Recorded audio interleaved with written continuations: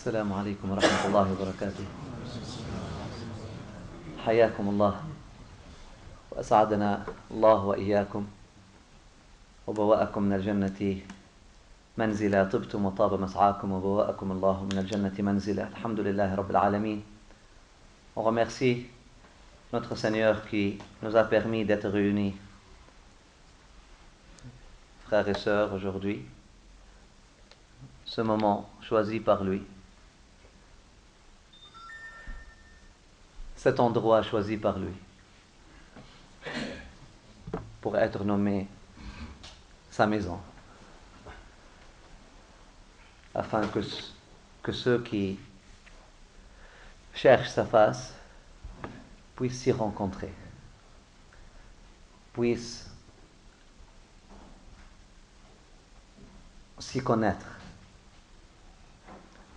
le reconnaître, le connaître, et connaître comment mieux le servir, comment mieux être, comment trouver le vrai bien-être, le bien-être spirituel. Alhamdulillah, louange à Dieu, notre Créateur, notre Protecteur, celui qui nous a créés de rien, celui qui nous donne tout, pour nous avoir réunis, pour avoir choisi pour nous le temps et l'espace, mais mieux que tout ça, des frères et sœurs dans la foi, des frères et sœurs qui cherchent sa face, des frères et sœurs qui cherchent le bien, afin qu'on ne se sente pas seul, afin qu'on ne se sente pas délaissé sur cette voie. Al-mu'minu dha'ifun bi nafsihi qawiyyun bi akhihi. Celui qui est à la fois le croyant, abandonné à soi-même, il est faible. Et la flamme de son iman, ou la flamme de sa foi, commence à s'affaiblir, puis il risque même de s'éteindre. Mais il est renforcé, il devient fort par la présence de son frère, et elle devient forte par la présence de sa sœur, et puis elles deviennent fortes par la présence de son frère et sœur, et puis il devient fort par la présence de ses frères et sœurs, abandonné à nous-mêmes. Qu'est-ce qu'on vaut, mes chers frères et sœurs? Cet être humain qui se pense grand, qui se pense capable, qui se pense puissant, qui veut vivre dans l'illusion qu'il peut faire ce qu'il veut faire.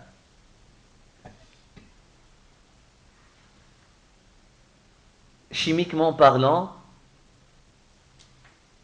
il n'est que 30 éléments. 30 éléments chimiques. À peine. Naturellement parlant, 4 éléments. Feu, terre, air et eau. Réellement parlant, il n'est rien. Il a été créé de rien. Il a été créé de rien. À lui-même, abandonné à soi-même, l'être humain, qu'est-ce qu'il peut faire? Pourtant, كلا إن الإنسان ليطغى أن رآه استغنى. La réalité est si claire. Tu ne peux même pas lever ta main par ton propre pouvoir. Tu ne peux même pas bouger ton doigt par ta propre capacité.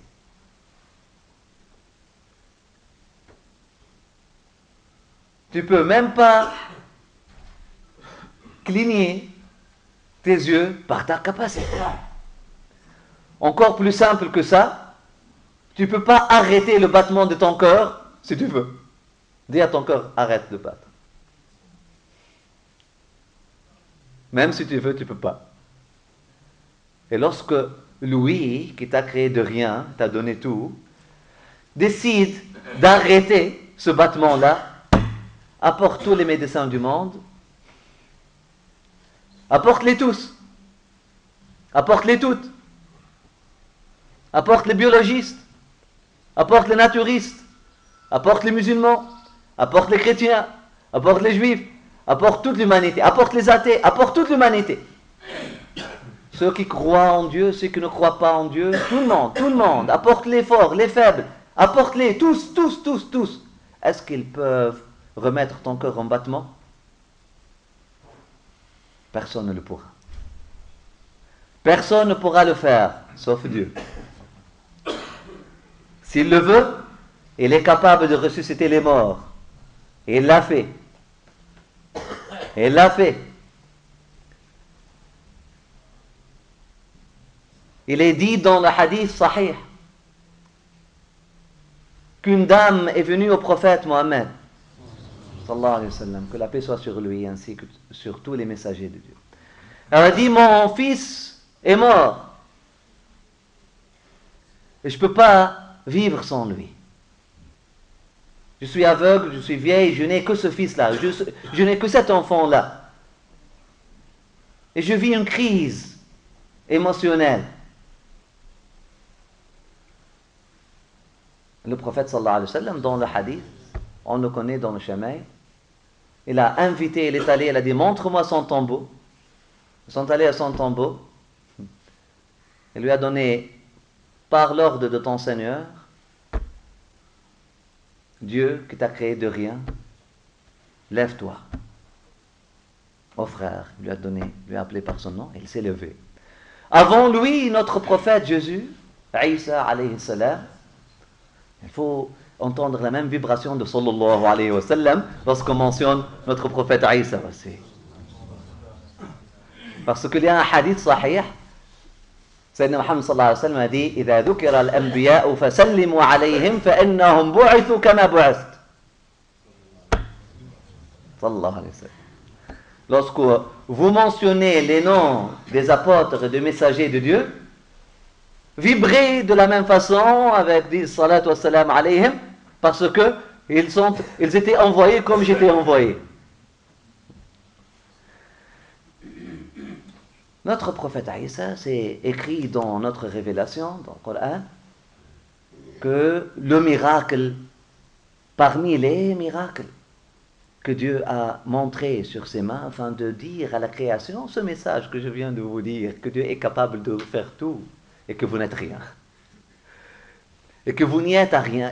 Vous êtes là pour le connaître.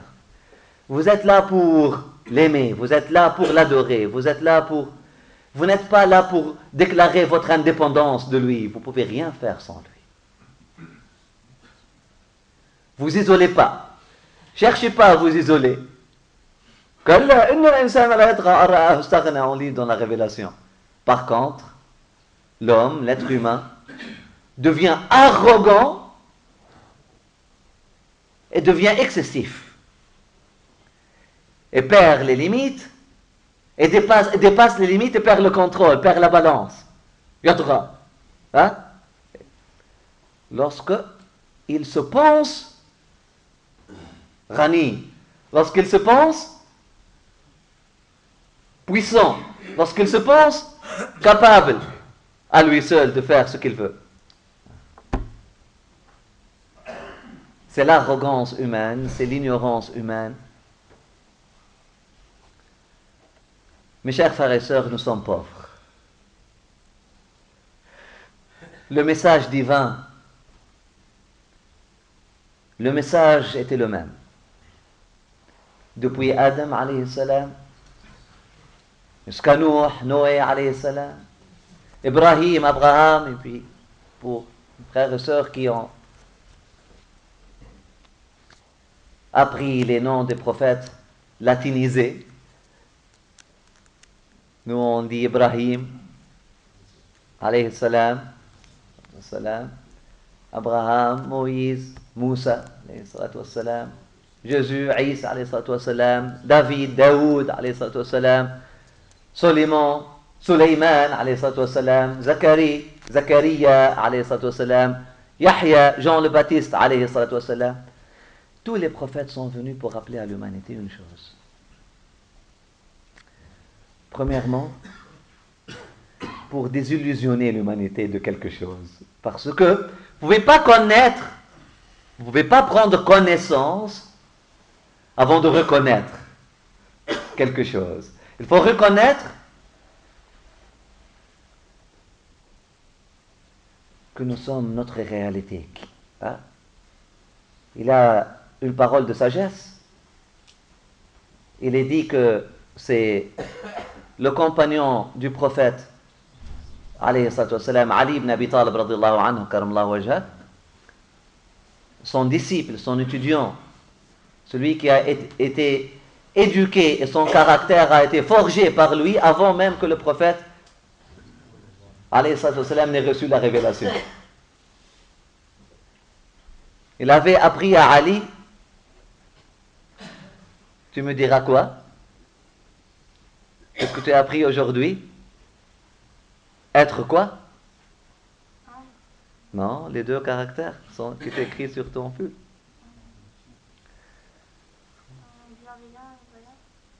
Magnanimité et noblesse. Il a forgé en lui le caractère de Shahama. Le prophète, sallallahu alayhi wa sallam, avant avoir 40 ans, il avait Ali à sa maison depuis qu'il avait l'âge de... Depuis que le prophète, sallallahu alayhi wa sallam, avait 35 ans, il avait Ali chez lui. 5 ans avant la révélation, Ali était dans la maison du prophète, sallallahu alayhi wa sallam. Avant ça, il était dans la maison de l'oncle du prophète, sallallahu alayhi wa sallam, son voisin. Il a été forgé par lui. Il nous donne une leçon d'éducation d'enfant, alayhi sallam, entre parenthèses. Il a forgé, avant même de recevoir la révélation, avant même de devenir prophète, alayhi sallam, messager, avant même d'avoir eu cette mission, d'avoir reçu ou pris connaissance de cette mission, qu'il doit aller vers ses frères et ses sœurs humains afin de leur transmettre le message de leur Créateur. Il a éduqué, il était le père adoptif, si on ose dire, Murabbi, l'éducateur, et l'adoptif de Ali. Il a forgé en lui quoi? La noblesse et la magnanimité, le bon caractère. La noblesse et la magnanimité. Il est dit que ce Ali qui a appris la noblesse et la magnanimité avant même d'apprendre qu'il y a un Dieu créateur de tout et que Mohammed est le messager de Dieu, avant même d'apprendre un seul verset du Coran. Mais bien sûr, qui mieux que lui dira cette sagesse-là? Il a dit Man arafa nafsah faqad arafa rabbah. Celui qui se connaît soi-même connaîtra son Seigneur. Mais bien sûr, tu ne peux pas devenir noble ou magnanime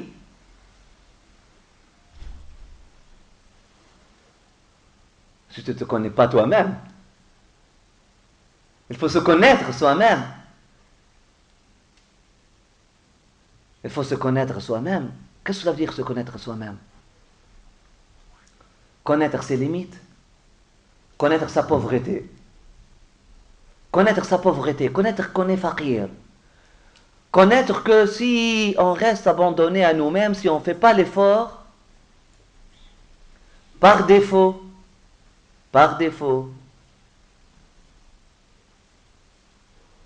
notre caractère devient corrompu. Notre cœur devient corrompu. Notre ego prend l'emprise. Notre ego nous domine. Nafs. ونفس وما سواها فألهمها فجورها وتقواها قد أفلح من زكاها وقد خاب من دساها. Si on ne fait pas cet effort, si on ne prend pas cette conscience que nous sommes créés de faiblesse, mais en même temps que nous avons un potentiel très grand au fond de nous-mêmes, mais cette faiblesse-là est dangereuse si elle devient la reine de notre existence. Il a dit Man arafa nafsa faqad arafa rabbah. Celui qui se connaît soi-même connaîtra son Seigneur. Et il nous a dit aussi ايش معنى معرفة النفس. Un de ses disciples, des successeurs, des savants de l'islam après, il a dit النفس في حقيقتها معنى لطيف يتكون من قوتين الغضب والشهوة. C'est quoi cet ego du point de vue philosophie islamique ou de philosophie religieuse? C'est quoi cet ego?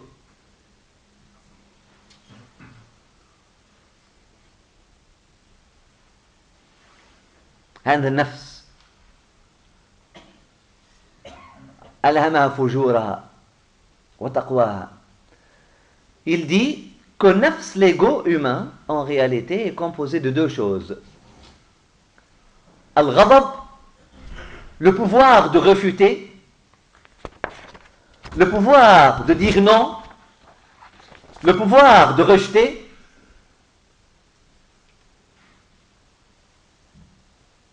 Al-ghadab, qui peut devenir colère, mais ce n'est pas seulement colère. Ghadab, c'est-à-dire le pouvoir de dire non. Wa shahwa, le pouvoir de dire oui. Simplement,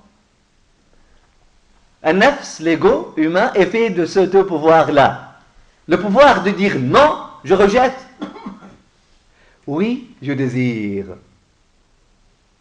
Non, je refuse.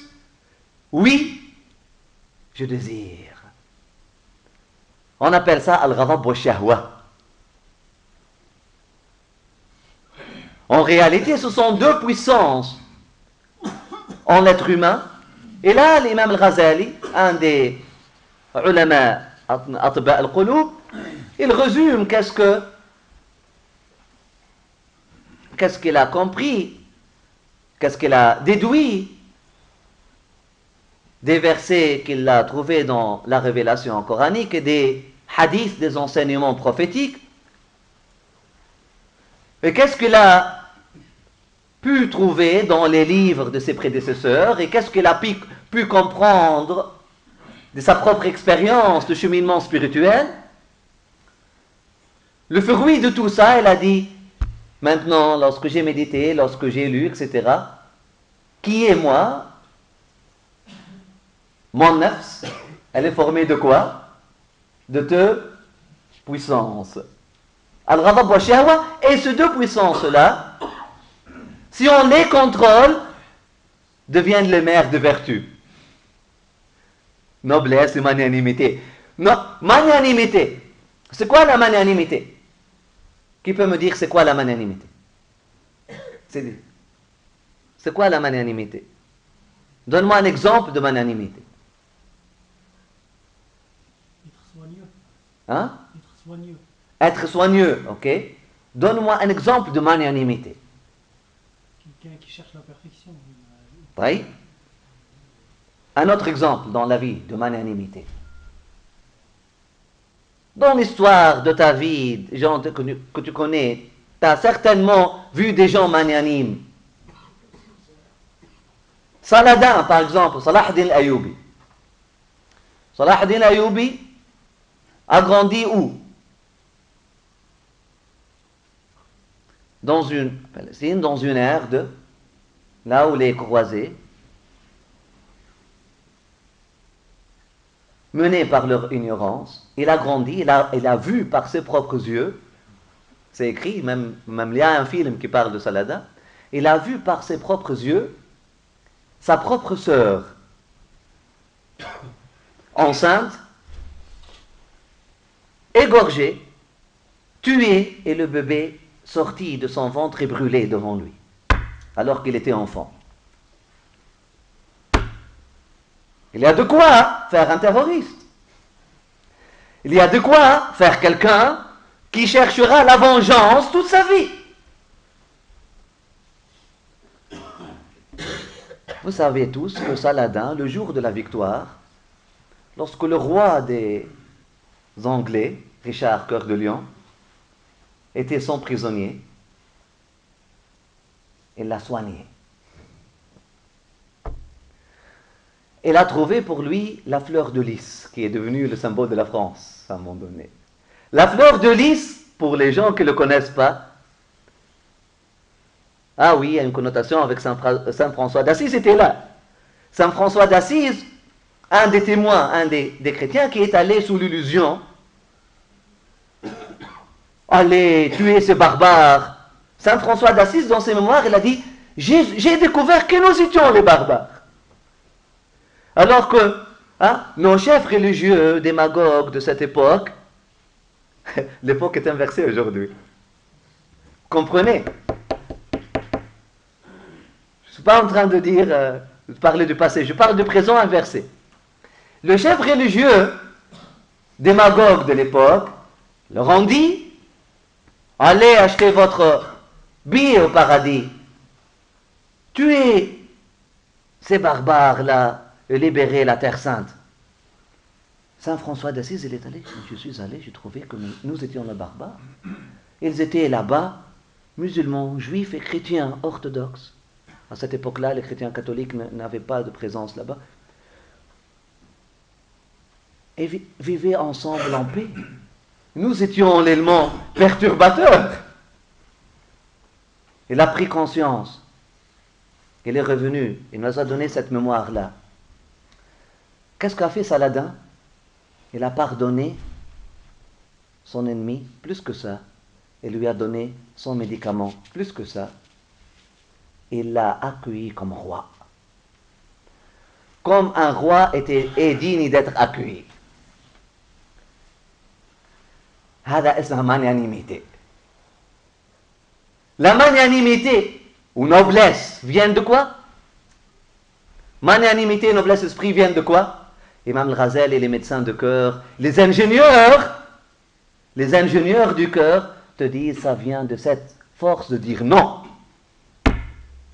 Eh bien oui, parce que ça ne vient pas de la force de dire oui. Ce n'est pas un désir mondain qui a contrôlé ça. Saladin n'a pas pardonné son ennemi parce que donne-moi un peu d'or et je te libère. Ou tu as une fille qui a les yeux bleus, je veux me marier à elle et puis je te laisse. Non, non, non. C'est pas pour... il n'était pas... Ça n'a pas... C'est un mouvement, son action n'a pas été dicté par ses désirs, mais par son pouvoir de dire oui, je désire, mais c'était dicté par son pouvoir de dire non, je refuse. Je refuse quoi? Je refuse d'être bas. Je refuse de tomber dans le piège de Satan. Je suis plus intelligent que ça. Vous voyez pourquoi elle s'appelle une force, une puissance humaine, une force humaine, al-quwwa al-ghadabiyya, souvent traduite pour colère. Al-quwwa al-ghadabiyya, c'est une puissance dans l'être humain. Imam Al-Ghazali, comme d'autres, les ingénieurs du cœur, ils te disent, c'est la matière brute, afin de faire quoi? Afin d'élaborer quoi? Afin d'élaborer en vous-même les qualités, les vertus de noblesse et magnanimité, chevalerie. Je suis au-dessus. Votre maître, Mohammed alayhi salatu wassalam, a grandi où? À la Mecque. Le début de son message était où? À la Mecque. Qu'est-ce que les Mecquois ont fait pour lui? Ou à lui? Qui peut me dire? Ils ont tué son épouse. Pas par n'importe quelle façon. Affamé. Affamé. Son épouse Khadija était morte affamée. Son oncle Abu Talib était mort affamé. Ses compagnons mouraient devant lui affamés. Et les Qurayshites, les Mecquois, les ont laissés dans un endroit appelé Sha'b Bani Talib, abandonnés seuls. Ils ont interdit tout le monde de faire commerce avec eux ou d'amener la nourriture. Ils ont dit qu'ils restent là-bas jusqu'à ce qu'ils reviennent à nos traditions, à nos religions, à la norme culturelle de l'époque, ou qu'ils périssent. Plus que ça, lorsque il a dû se défendre et défendre, lorsqu'il a finalement émigré, après avoir été menacé, puis,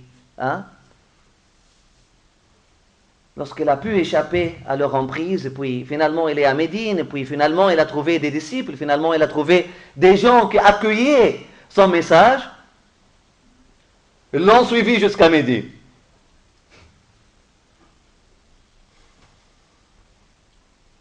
Et là, toutes les guerres se sont passées à côté de Médine. Il n'y a pas une guerre qui s'est passée à côté de la Mecque. Ce sont les Mecquois qui sont allés à Médine pour afin d'éteindre la lumière de Dieu avec leur bouche. Pensez, avec leur force humaine, avec leurs armées, avec leurs épées, avec leur armée développée de l'époque, avec leur nombre, leur gloire de l'époque, ils sont allés afin d'éteindre la société civile naissante à Médine. Je dis civile parce qu'elle n'était pas armée. Et vous savez, vous lisez dans les guerres, ce qu'on appelle guerre du prophète sallallahu alayhi wa sallam, que par exemple dans la première guerre, ils avaient un seul cheval et 6 épées. Le restant des 300 hommes qui étaient à côté de lui, qu'est-ce qu'ils avaient? Ils battaient avec quoi?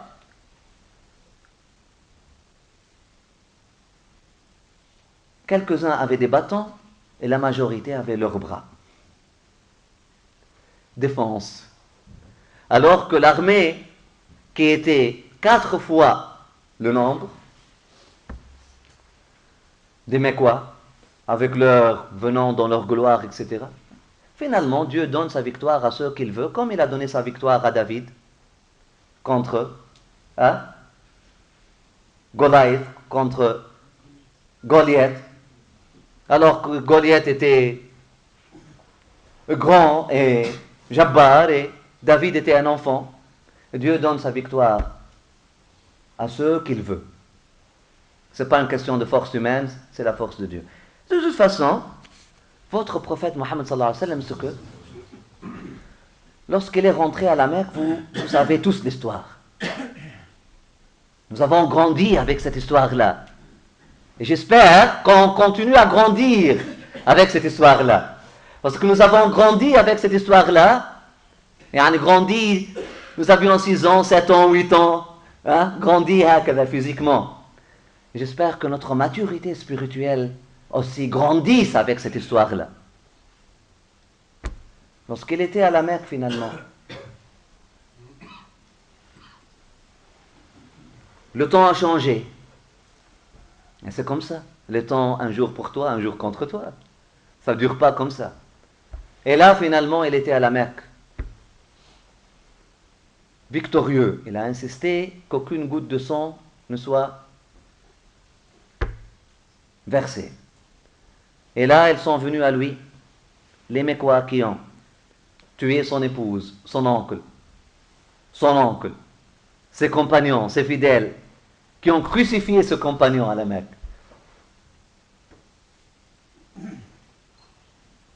Torturé. Ils sont venus à lui comme ça. Il leur a regardé avec un regard doux. Qu'est-ce que vous pensez que je ferai avec vous? ما ترون أني فاعل بكم؟ قالوا أخ كريم وابن أخ كريم. قال نعم هي تلك إذا فاذهبوا فأنتم الطلقاء. الإمام صلى بنا في الركعة الأولى فبما رحمة من الله لنت لهم ولو كنت فظا غليظ القلب لانفضوا. Rahmatan al-alamin alayhi salatu wassalam. Qu'est-ce que vous pensez que je ferai avec vous? Alors eux, ils s'attendaient à leur loi, à la justice. Ils s'attendaient à la loi de la justice. Criminels ont fait des crimes. Mais qu'est-ce que vous pensez que j'allais faire avec vous? Ou pour vous? Et là, un d'eux a parlé, il a dit, vous êtes un frère et un neveu. C'est-à-dire, vous êtes un frère et un cousin. Nous sommes ton peuple. Il a dit, mais bien sûr que oui. Vous êtes mon peuple et vous êtes ma famille. Allez. Vous êtes libre. Vous n'êtes même pas prisonnier de guerre. Allez, vous êtes libre. C'est votre... Par quoi? Par magnanimité. Et noblesse d'esprit. Par quoi? Par cette force de... Non! Je ne me rendrai pas là. Non! Je ne tomberai pas dans leur jeu.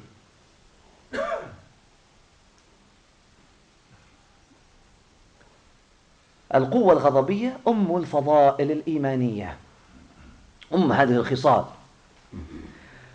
Mais aussi il y a la force de dire oui, la force de désir.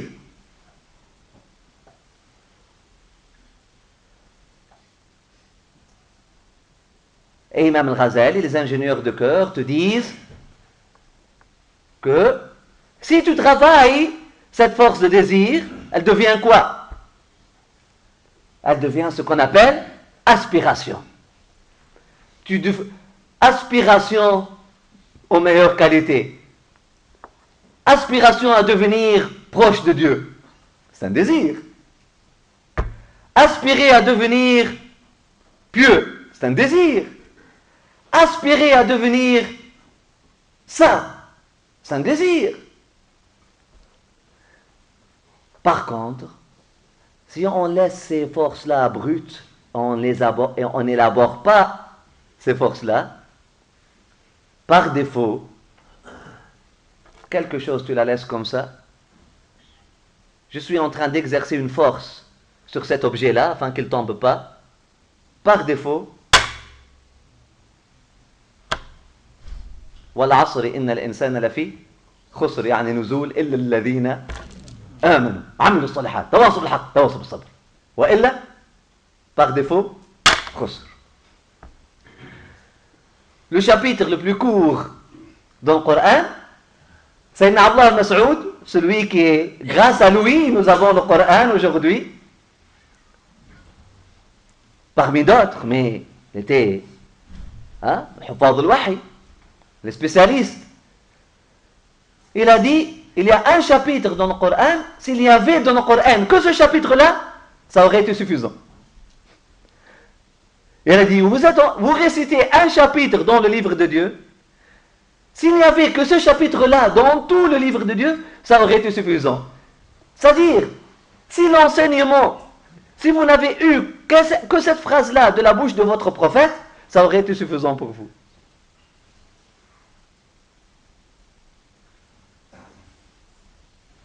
Ça vous dit quoi?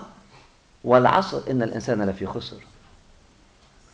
Par le temps qui passe, le temps n'est pas en votre faveur. Par le temps qui passe, l'âge, vous grandissez, etc. L'être humain, par défaut, il est en diminution. Il est en perdition aussi, dégénérescence. Il est en dégénérescence physique et morale. Par défaut, ton corps il est en dégénérescence physique, et par défaut, si tu ne fais pas une force sur ton cœur, aussi dégénérescence. Et là, ici il parle de la dégénérescence morale, parce que la dégénérescence physique tu ne peux rien faire contre. C'est la loi de Dieu, c'est la loi naturelle. Mais la dégénérescence morale, il te dit, par le temps qui passe, l'être humain, il est en dégénérescence morale, sauf ceux qui cultivent la foi. Dans une interprétation de Ibn Abbas, il dit sauf ceux qui se sont aimés pour la face de Dieu. هذا معنى الإيمان. علامة الإيمان الحب في الله والبغض في الله. أنه جاء في الحديث النبوي الصحيح عليه الصلاة والسلام قال لا تدخلوا الجنة حتى تؤمنوا ولا تؤمنوا حتى خلاص. المحبة شرط في الإيمان. من أجل ذلك فسرها ابن عباس قال إلا الذين آمنوا قال إلا الذين أحبوا بعضهم بعضا في الله. Dans notre verset, dans un hadith, le prophète sallallahu alayhi wa sallam nous dit, dans un enseignement prophétique, il nous dit vous n'allez pas rentrer au paradis sauf lorsque vous deviendrez sauf lorsque vous auriez la foi complète. La foi. Et vous n'auriez pas la foi complète jusqu'à ce que vous cultivez l'amour. Vous ne serez pas capable de développer la foi jusqu'à ce que vous cultiviez quoi? L'amour. Voilà, et les croyants, mais cet amour-là, c'est quelque chose. Comment on va la développer? Ils étaient silencieux et chacun regardait au fond de son cœur. Ils ont reconnu leurs limites. Est-ce que je peux créer l'amour dans mon cœur? Si je suis incapable de boire un verre d'eau abandonné à moi-même, bien que je suis dans l'illusion que je peux bouger ma main dans la direction que j'aime, que dire le sentiment qui est dans le cœur? Est-ce que je suis capable de dire à mon cœur aime? Et là, elle va répondre. Là, conscientisés de leurs limites, ils ont regardé comme ça. Le prophète sallallahu alayhi wa sallam, le maître spirituel, parce qu'un prophète, entre parenthèses, est un maître spirituel, avant tout et après tout, et surtout, et c'est tout. Et c'est tout. Le délire que le prophète est un chef politique, le délire que le prophète c'est un maître spirituel. La mission d'un prophète, alayhi salatu wassalam, et n'importe quel prophète, yuzakkihim wa yu'allimuhum. Yatlu alayhim ayatina wa yuzakkihim wa yu'allimuhum al-kitab wal hikmah wa in kanu min qabl fi dhalalin mubin. وين هذه يحكمهم؟ وين هذه يعمل دولة؟ ما فماش. Tu la trouves nulle part, ni dans le Coran, ni dans le hadith. La mission d'un prophète n'était jamais d'établir un état politique. Là.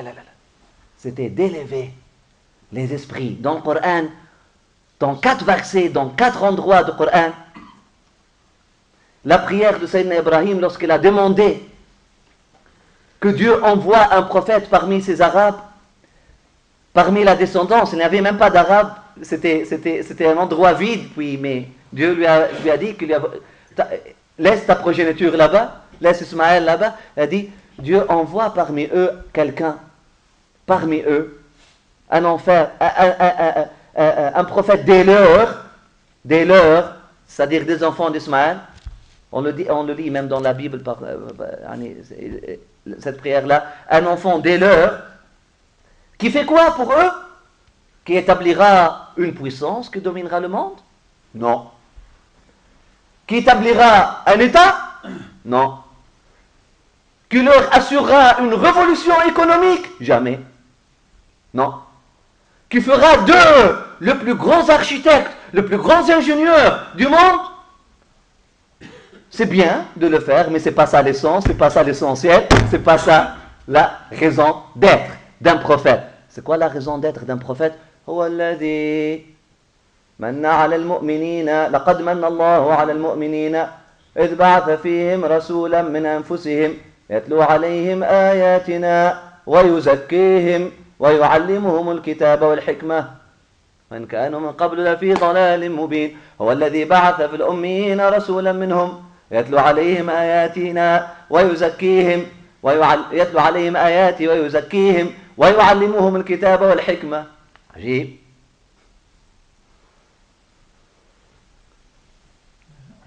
Pourquoi?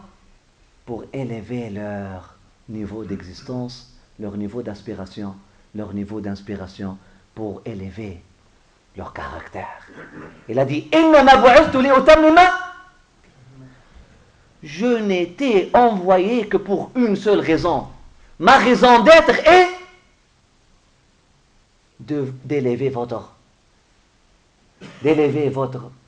niveau de conscience, d'élever votre niveau d'être.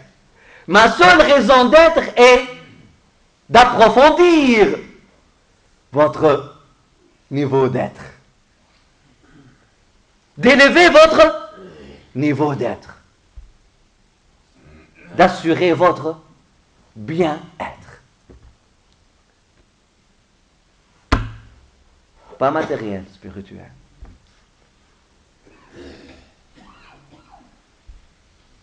Il nous a dit, en élevant, il leur a dit, il leur a répondu, pour élever là, maintenant ils sont là, les disciples, les étudiants devant leur maître spirituel, attendant la réponse du maître.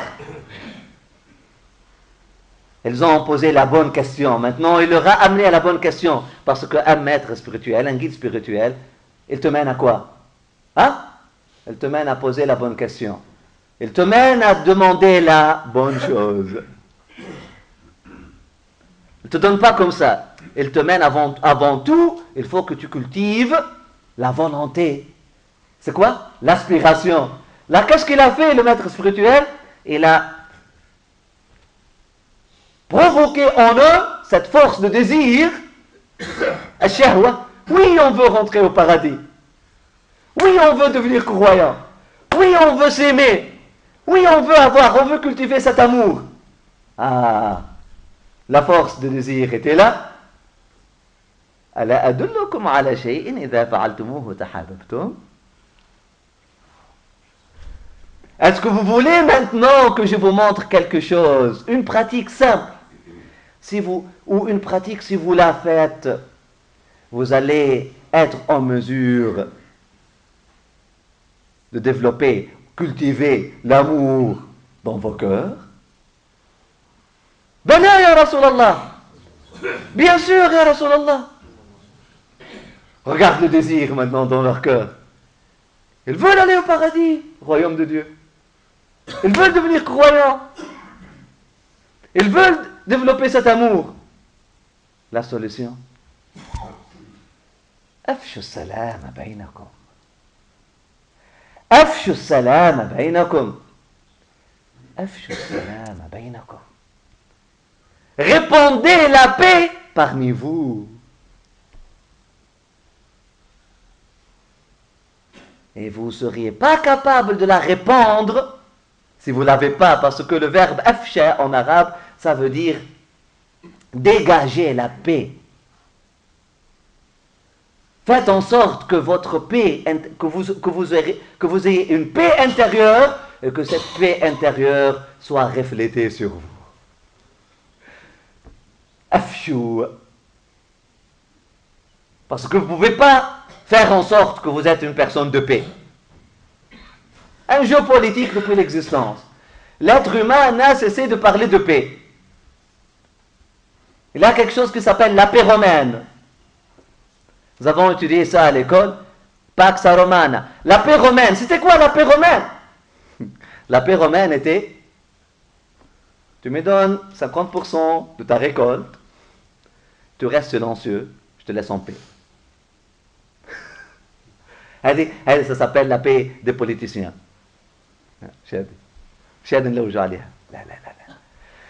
La paix prophétique, c'est pas je te haïs, mais pour un compromis politique, parce que je dois coexister. Je n'ai pas le choix d'exister avec vous. Je dois faire en sorte que je suis ton frère et ta sœur. Ah, on rentre maintenant dans ce jeu d'interconfessionnalité. Mon cher frère, ma chère sœur, musulmans ou chrétiens, c'est un jeu pourri. Si vous êtes capable d'aimer vos frères et sœurs pour du vrai, pour du vrai. Ils sont vos voisins et vos voisines. ما زال رسول الله يوصينا بالجار حتى ظننا أنه يورثه. Le messager de Dieu n'a cessé de nous donner conseil, de traiter bien, d'être bien avec nos voisins, jusqu'à ce qu'on s'est attendu à ce qu'ils nous disent que votre voisin hérite de vous. Tellement il parlait des voisins. Le prophète Jésus, il a résumé, alayhi salam, tout son héritage était quoi? Aime pour ton voisin ce que tu aimes pour toi-même ou pour ton proche. Tous ont dit la même chose. Le prophète Mohammed sallallahu alayhi wa sallam, il est allé encore plus loin. Il a dit, si vos voisins disent de vous que vous êtes bien, alors vous l'êtes. Si vos voisins disent de vous que vous n'êtes pas bien, alors vous l'êtes pas. Et voilà. Un hadith sahih. Si vos voisins témoignent que vous êtes bon, là vous êtes bon. Si vos voisins ne voient pas cette bonté-là, là vous ne l'avez pas.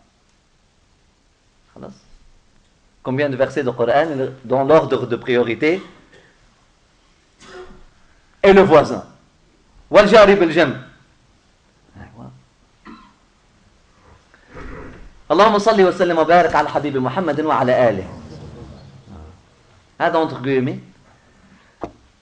عاد il leur a dit أفشوا السلام بينكم. أفشوا السلام بينكم. C'est pas une paix politique, c'est pas faites en sorte que vous êtes pacifique. Ah. Alors que lorsque vous êtes seul dans vos cercles, ils sont mécréants, kafars, à l'enfer. Toub ilallah. Tu cherches l'enfer pour ton voisin. Hein? Tu as été envoyé pour ça. Ah, voilà, ils sont des racistes. Et les autres de l'autre côté, après une rencontre interconfessionnelle, ah, ces gens-là sont hypocrites.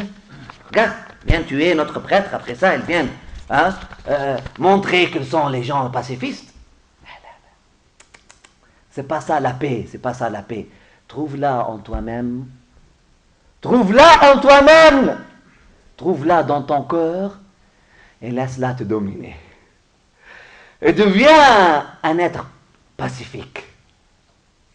Cultive-la dans ton cœur et là, elle va être reflétée inconditionnellement. Inconditionnellement. En temps de guerre comme en temps de paix. Oui, le prophète David a vécu la guerre. Il n'a pas cessé. Il était de guerre en guerre. Mais il était en paix. Les psaumes en témoignent. Il avait la paix, sa paix intérieure n'était pas menacée. Il a dû faire des guerres. Le contexte l'a obligé à le faire. Mais est-ce que ça a fait de lui une personne violente, criminelle? Jamais. Lisez les psaumes.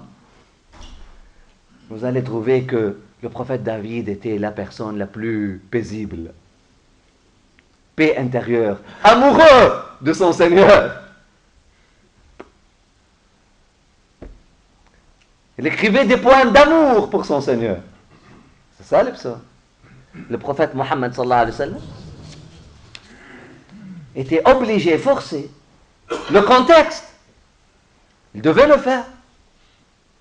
La guerre.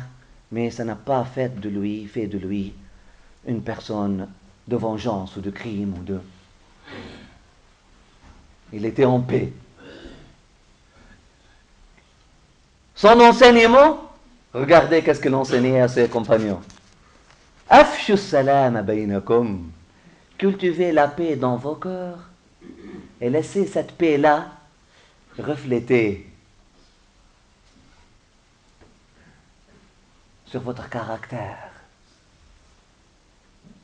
sur votre comportement, sur votre façon d'être. Parce que les ingénieurs des cœurs, les prophètes, n'étaient pas venus pour nous montrer une façon de faire.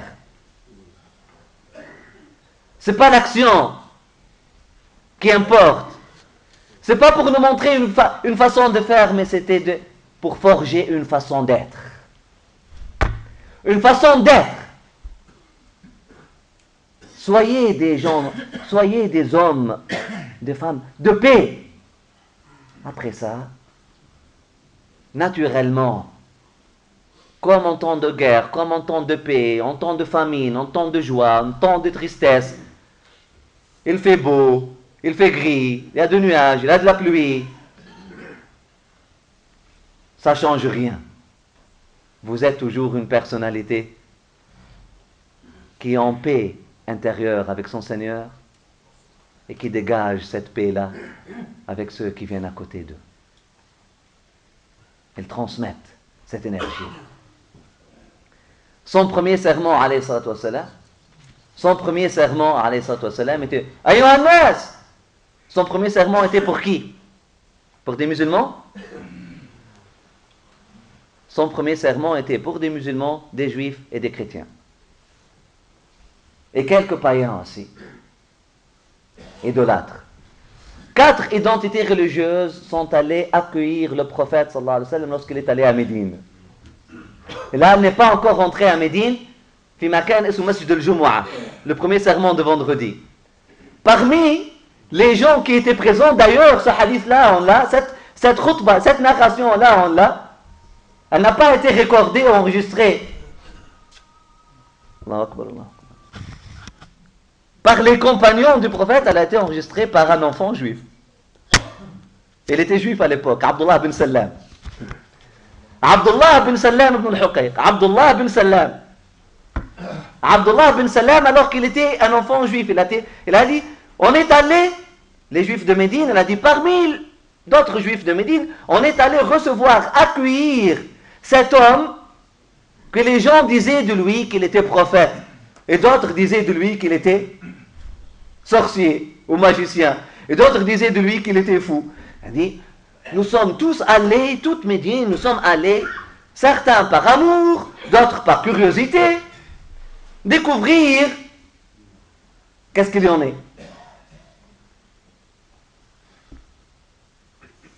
Il a dit, فَأَدْرَكْتُ مِنْ قَوْلِهِ je me rappelle je me rappelle de ses premiers mots.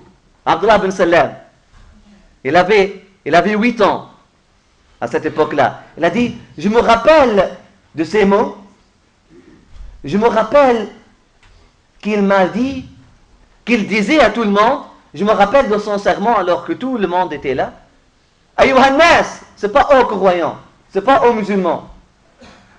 C'est pas aux croyants, aux musulmans. Ayyuhan nas, aux êtres humains, aux hommes, aux êtres humains, aux citoyens de Médine. Ayyuhan nas, afshu salam. وصلوا الأرحام وأطعموا الطعام وصلوا بالليل والناس نيام تدخل الجنة بسلام رواه عبد الله بن سلام في الصحيح.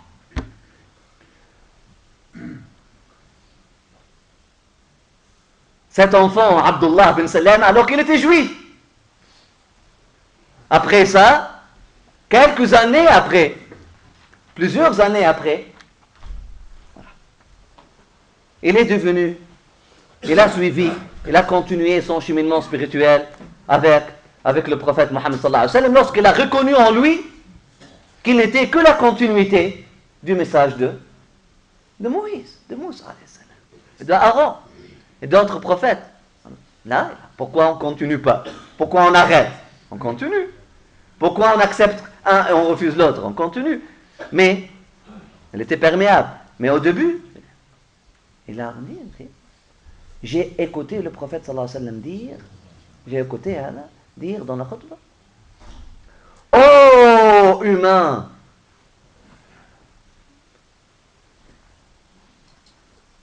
répandez la paix et donnez la charité.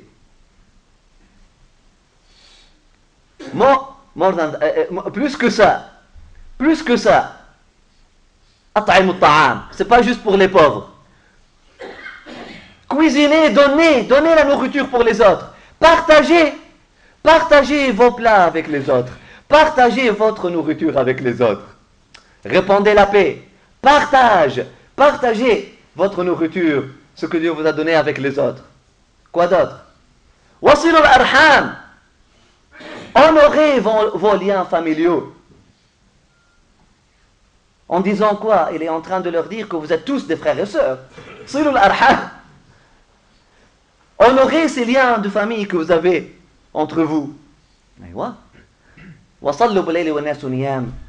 Lorsque tout le monde sont en sommeil ou en somnolence, réveillez-vous et parlez à Dieu, parlez au Seigneur. Il y a un sens symbolique dans ça aussi. Lorsque tout le monde sont dans leur inconscience, sont dans leur sommeil moral, hein?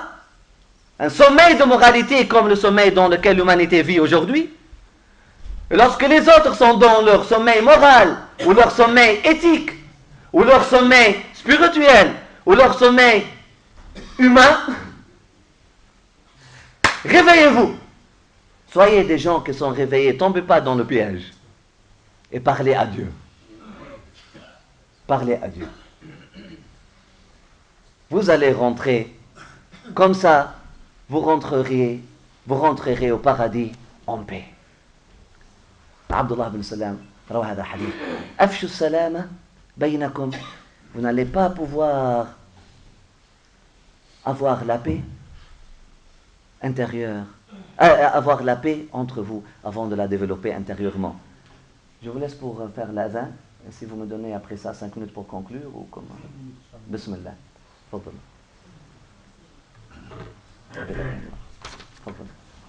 Inch'Allah, l'adhan et puis 5 minutes après, on fait la prière.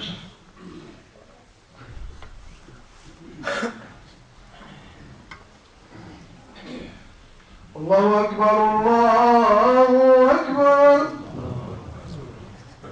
الله أكبر الله أكبر أشهد أن لا إله إلا الله أشهد أن لا إله إلا الله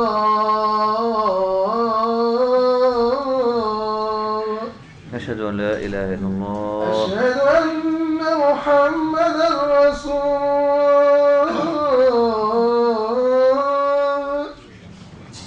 أشهد أن محمد رسول الله أشهد أن محمدا رسول الله أشهد أن محمدا رسول الله حي على الصلاة لا حول ولا قوة إلا بالله العلي العظيم حي على الصلاة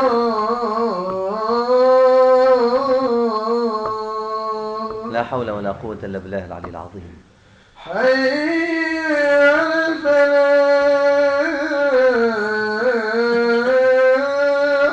لا حول ولا قوة إلا بالله العلي العظيم حي على الفلاح لا حول ولا قوة إلا بالله العلي العظيم الله أكبر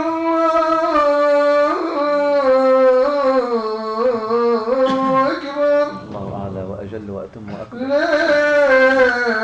إله إلا الله لا إله إلا الله محمد رسول الله صلى الله عليه وآله وسلم اللهم رب هذه الدعوة التامة والصلاة القائمة آت سيدنا وحبيبنا شفيعنا محمدا الوسيلة الفضيلة والدرجة العالية الرفيعة والمنزلة الشامخة وبعثه اللهم المقام المحمود الذي وعدته إنك لا تخلف الميعاد رب اغفر لنا ولوالدينا رب اغفر لنا ولوالدينا ربنا اغفر لنا ولوالدينا وارحمهما كما ربيانا صغارا وصلى الله وسلم وبارك على سيدنا محمد وعلى آله وأصحابه الطيبين الطاهرين ولا حول ولا قوة إلا بالله العلي العظيم اللهم بركة هذا النداء حي على الصلاة حي على الفلاح أحي قلوبنا ونهض بنا إليك فإنه لا نهوض لنا إلا بك ولا مطلب لنا إلا فيك وصلي وسلم وبارك على حبيبك محمد وعلى آله.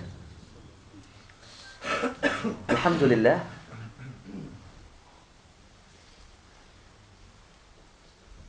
Donc la solution est ici.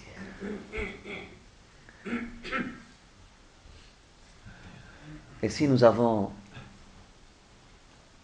une crise aujourd'hui,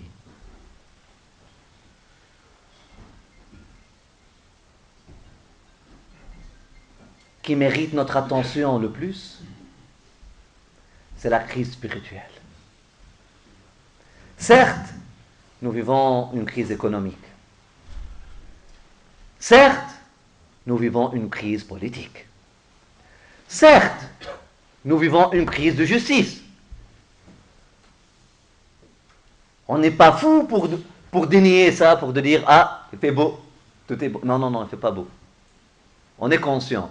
On ne vit pas dans notre tour d'ivoire. On est en train d'écouter, d'entendre, de voir et d'essayer aussi de faire nos devoirs. On n'est pas en train de vous dire, restez dans vos coins, faites rien. Là. Non, on n'est rien en train d'entendre, d'écouter, de voir qu'est-ce qui se passe. On est en train aussi d'essayer de faire nos devoirs dans cette direction-là. Oui. Mais, mes chers frères et sœurs, la priorité est et a été toujours le cœur. إن في الجسد لمضغة إذا صلحت صلح الجسد كله وإذا فسدت فسد الجسد كله. L'ingénieur des cœurs, alayhi salatu wassalam, le prophète, le maître spirituel, Mohammed alayhi salatu wassalam, nous a montré l'ordre de priorité. Oh, pardon, l'ordre de priorité n'est pas bon. L'ordre de priorité. Il nous a montré c'est quoi l'ordre de priorité. Il nous a dit, être humain, sachez qu'il y a dans le corps un morceau. S'il est pur, s'il est en bonne santé, tout le corps est en bonne santé. S'il est corrompu, tout le corps est menacé. C'est le cœur.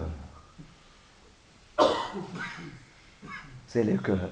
Physiquement, d'ailleurs, comme spirituellement. Le cœur. Nous vivons aujourd'hui, mes chers frères et sœurs, une crise des cœurs. Une crise, une pénurie. Une pénurie des gens des cœurs. Des gens de mouvement, nous en avons beaucoup dans le monde. Des hommes d'action en mouvement, faire ci, l'association islamique telle, l'association islamique telle, l'association islamique telle, l'association islamiste telle, mouvement ci, mouvement ça, mouvement ci, mouvement ça, un projet ici, un projet là. Mais nous sommes nostalgiques. Wallahi. Je me sens au moins, personnellement, très nostalgique lorsque je me rappelle de mes grands-parents. Ils étaient ici et nous sommes où? Nos grands-parents étaient des gens qui savaient pardonner, qui savaient être justes avant de réclamer justice.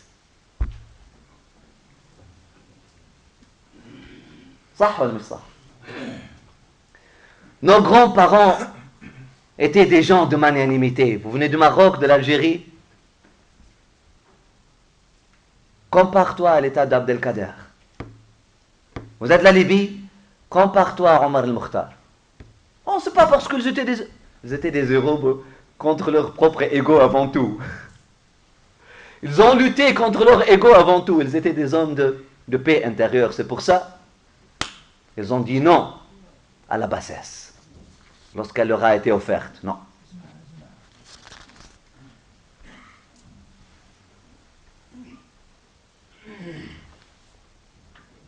Rappelez-vous de vos grands-parents. Ils étaient où?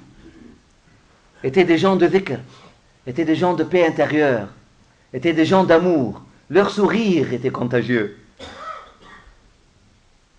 Parce que je parle d'un mythe. Rappelez-vous de votre grand-mère, de votre mère. Pas loin. C'était des gens très... C'est pas faible. Ils étaient des lions. Mais en même temps, ils étaient souriants.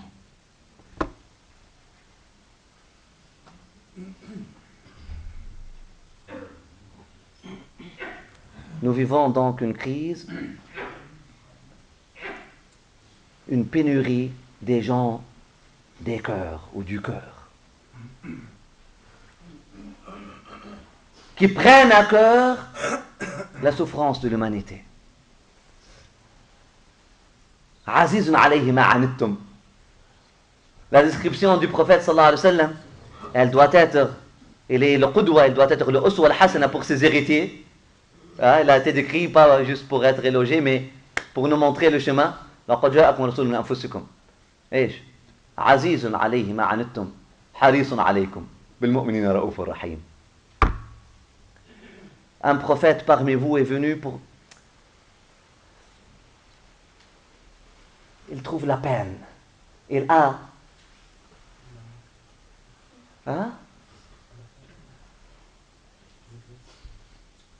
Azizun alayhi ma anittum. Il sent votre peine. Il ressent votre peine et votre souffrance. Harisun alaykum, il veut le bien pour vous tous. Bil mu'minina ra'ufur rahim. Et c'est comme ça qu'on doit être. Et c'est comme ça qu'on doit être. Qu'on maîtrise ce feu, ce pouvoir de dire non, qu'on le maîtrise, qu'on l'élabore, afin qu'il devienne magnanimité et noblesse.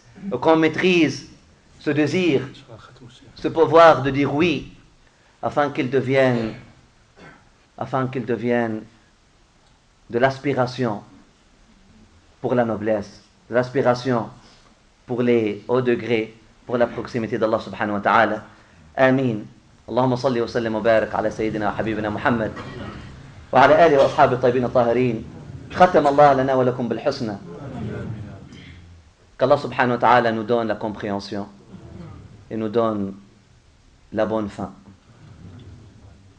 Même si le commencement n'était pas si bon que ça, qu'Allah subhanahu wa ta'ala nous donne la bonne fin.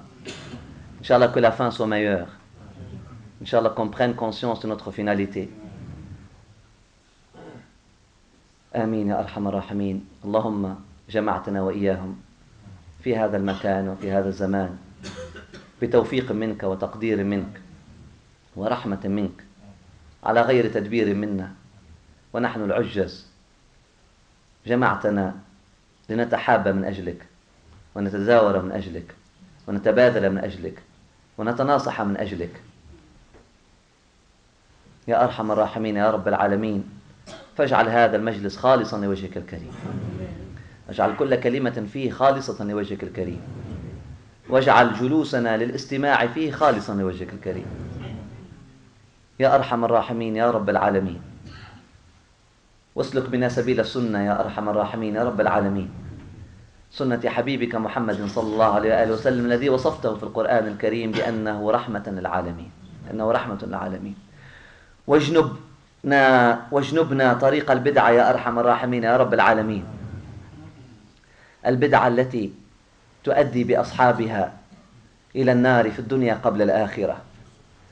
يا أرحم الراحمين يا رب العالمين، اسلك بنا سبيل رجال يقودون الناس إلى الجنة بالسلاسل، ولا تهوي بنا إلى سبيل رجال على أبواب النار من أجابهم قذفوه فيها.